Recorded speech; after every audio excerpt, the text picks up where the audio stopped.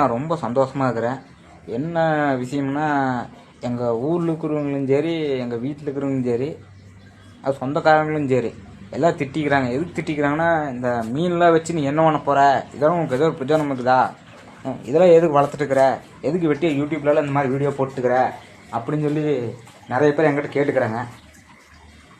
என்ன சந்தோஷமான விஷயம்னா, போன வருஷம் இந்த மாதத்தில் ஒரு சின்ன பிள்ளை 5வது தான் படிக்கு.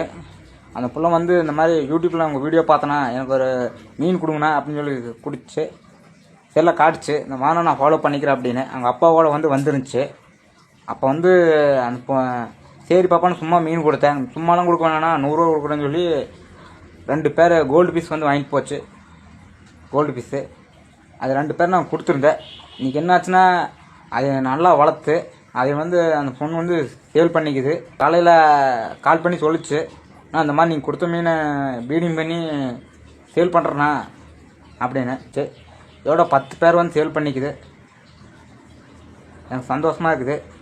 என்னை எத்தனை பேர் திட்டிக்கிறாங்க. நான் 2 பேர் தான் கொடுத்தேன். சும்மா கொடுக்குன்னு சொன்னேன். அந்த பொண்ணு சும்மாலாம் கொடுக்கணும்னா நான் 100 ரூபா கொடுக்கணும்னு சொல்லி கேட்டுச்சு. 100 ரூபாய்க்காக கொடுத்தேன்.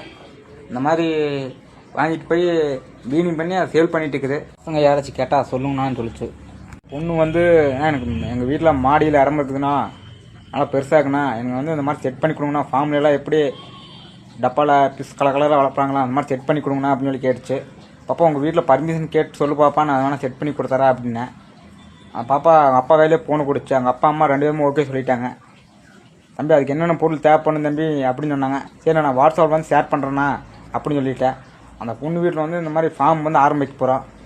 100 ரூபா கொடுத்தேன். 100 ரூபாய்க்கு பேர் கொடுத்தேன் 4 பேர். அதுலேருந்து குட்டியை எடுத்து அந்த குட்டி பெருசு பண்ணி 800 ரூபாய்க்கு விற்றுக்குது. அந்த பொண்ணோட டேலண்ட் உங்களுக்கு பிடிச்சிருந்துச்சுன்னா லைக் பண்ணுங்கள், ஷேர் பண்ணுங்கள், ஃபாலோ பண்ணுங்கள். இந்த பிஸ்னஸ் டெக்னிக். Bye guys.